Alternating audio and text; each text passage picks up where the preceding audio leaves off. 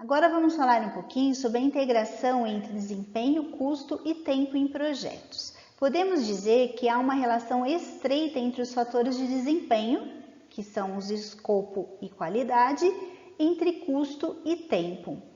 É impossível pré-determinar todos os fatores simultaneamente. Então é necessário considerar o relacionamento 2 a 2 para poder determinar, né, esses fatores.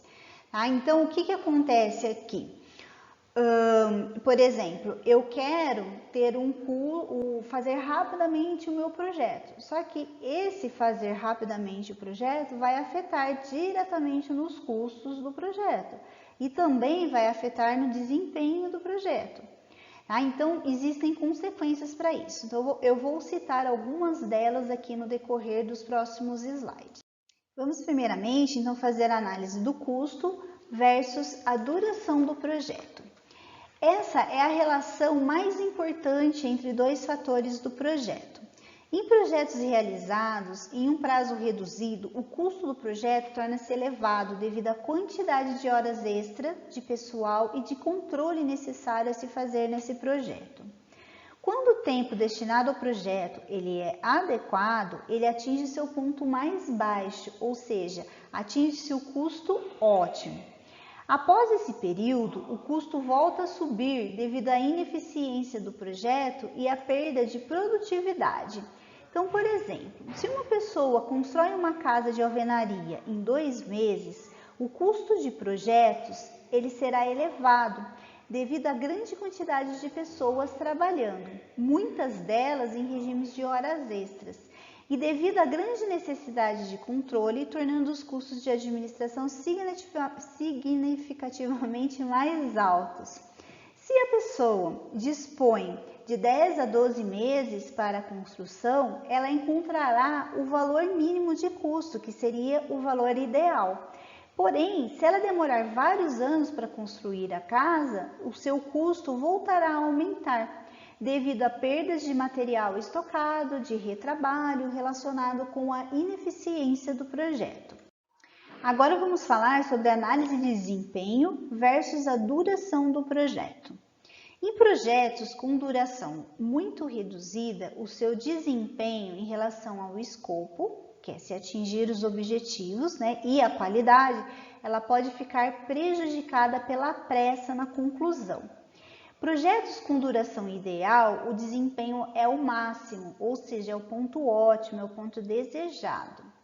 Após esse ponto, a qualidade do projeto se estabiliza e pode até cair devido à ineficiência do projeto e à perda de motivação e senso da equipe. Então, por exemplo, é impossível construir uma casa de alvenaria com qualidade em 2 dias. Se se dispõe de 10 a 12 meses para a construção, já vamos encontrar o ponto ideal de qualidade. Porém, se levar uns 50 anos para construir uma casa relativamente simples, isso resultará em perda de qualidade por ineficiência. Uma vez que a estrutura da casa, a alvenaria e outros componentes estarão expostos a intempéries, à destruição durante todo o período do projeto e muito provavelmente o time do projeto deverá ter sido modificado inúmeras vezes nesse longo período de tempo. Agora vamos fazer a análise do desempenho versus o investimento. O desempenho do projeto é diretamente relacionado ao investimento que se realiza nele. No entanto, ao se atingir um determinado nível de investimento, torna-se impossível converter mais capital em desempenho, devido à presença de outros elementos limitantes ao projeto, como, por exemplo, o tempo, que no caso de projeto se relaciona a prazos, riscos e escopo. Por exemplo, quanto mais capital utiliza-se para construir a casa, maior a qualidade ela terá, pois utilizará materiais superiores e mão de obra mais qualificada.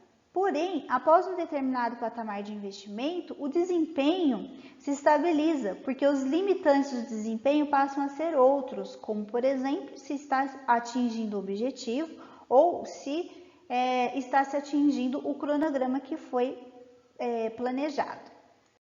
Em relação ao desempenho e o escopo, podemos dizer que um escopo genérico demais não fornece sequer referenciais para medição de desempenho. Já um escopo extremamente reduzido e específico torna o projeto quase inviável, pois as limitações e as restrições são tantas que o desempenho fica diretamente prejudicado. Imagine que você deseja comprar uma casa e aí você vai detalhar muito bem detalhado o que você quer. Por exemplo, eu quero uma casa com 5 dormitórios, que seja de 2 andares, que seja pintada na cor verde claro, que tenha um jardim com fonte e garagem para 4 carros. Esse é um escopo muito detalhado e muito provavelmente você ou não vai encontrar nenhuma casa nessas condições ou as possibilidades são bem pequenas. Aí agora imagine que você defina que você quer uma residência de 3 dormitórios, localizada em determinado bairro, que tenha garagem cobertas e um jardim decorativo. As possibilidades de você encontrar já são muito maiores. Agora, se você chega e fala assim, eu quero uma casa com 3 dormitórios, já é muito genérico, então provavelmente você tem muitas opções em relação a isso e provavelmente você vai demorar para encontrar aquela que você mais vai se adequar às suas necessidades.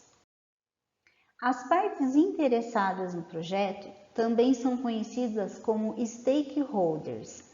São pessoas ou organizações, como por exemplo clientes, patrocinadores, organização executora ou o público, ativamente envolvidas no projeto ou cujos interesses podem ser positiva ou negativamente afetados pela execução ou término do projeto.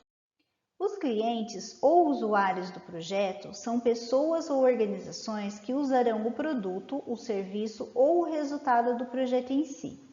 Os clientes ou usuários podem ser internos e ou externos em relação à organização executora.